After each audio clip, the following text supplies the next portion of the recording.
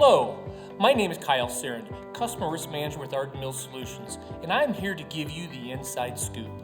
Before we start talking about the world of grain markets, let me wish you and yours the happiest of holiday seasons and a safe and prosperous New Year's. I personally love this time of year and how the season makes one reflect on what we're thankful for.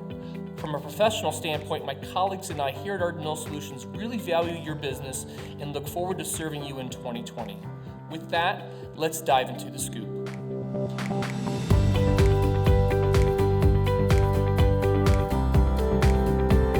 Welcome once again. The USDA released its monthly update December 10th. From a U.S. perspective, wheat imports were cut by 15 million bushels to 105 million bushels. This would be the smallest amount of wheat imports in 10 years. U.S. wheat exports were increased by 25 million bushels to 975 million bushels. This leads to a drop in the U.S. wheat carryout of 40 million bushels to 974 million bushels. This is the smallest U.S. wheat carryout in 5 years, but we do want to caution calling just under 1 billion bushels small. Globally, there were some changes to various exporter production. Russia, the number one wheat exporting country, saw its production forecast rise by 500,000 metric tons to 74.5 million metric tons. The EU also saw its production forecast rise by 500,000 metric tons to 153.5 million metric tons. Conversely, Argentina's production forecast was reduced by 1 million metric tons to 19 million metric tons. Australia's production forecast was lowered by 1.1 million metric tons to 16.1 million metric tons. If this forecast holds, this would be Australia's smallest wheat crop in 12 years. Canada saw its production forecast lowered 650,000 metric tons to 32.35 million metric tons. Combine all of this together, this is a loss of wheat production from major exporting countries to the tune of 1.75 million metric tons. Big 8 exporter production is forecast to be just over 389 million metric tons. This is over 21 million metric tons larger than last year's poor output, but is lower than 2 years ago and 3 years ago.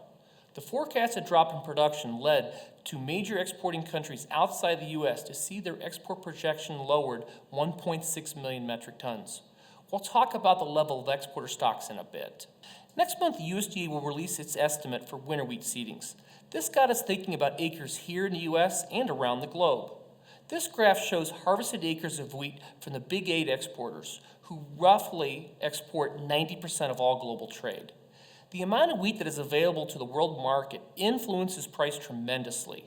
Therefore, it is rather interesting to note that this important variable has roughly remained unchanged over a nearly 20-year span. We will add, during this time, global wheat yields improved by 29%. This got us to think, what do the harvested acres of major exporters of corn and soybeans look like? Here's corn.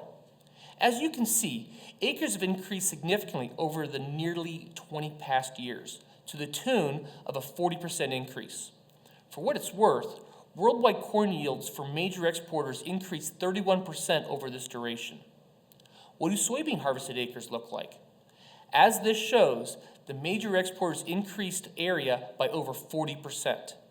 In this same time, we have seen global soybean yields increase by 18%. Why are we saying this? When we look ahead to 2020, it is possible that U.S. winter wheat acres will be lower than a year ago.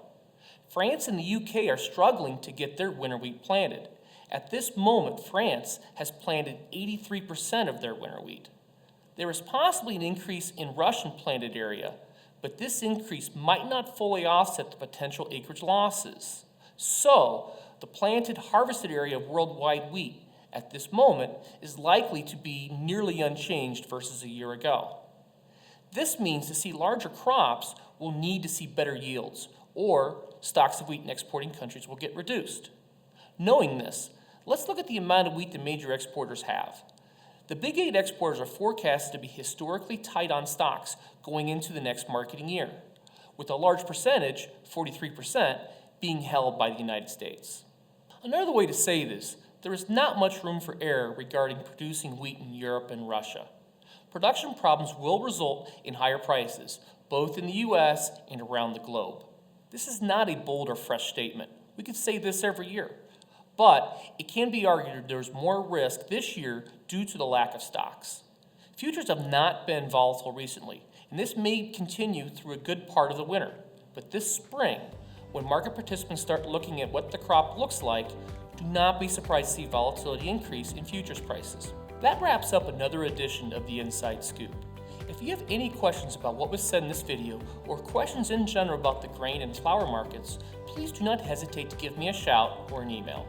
I am here to help you understand these markets and help you make sound hedging decisions. Thanks again, and have a great day.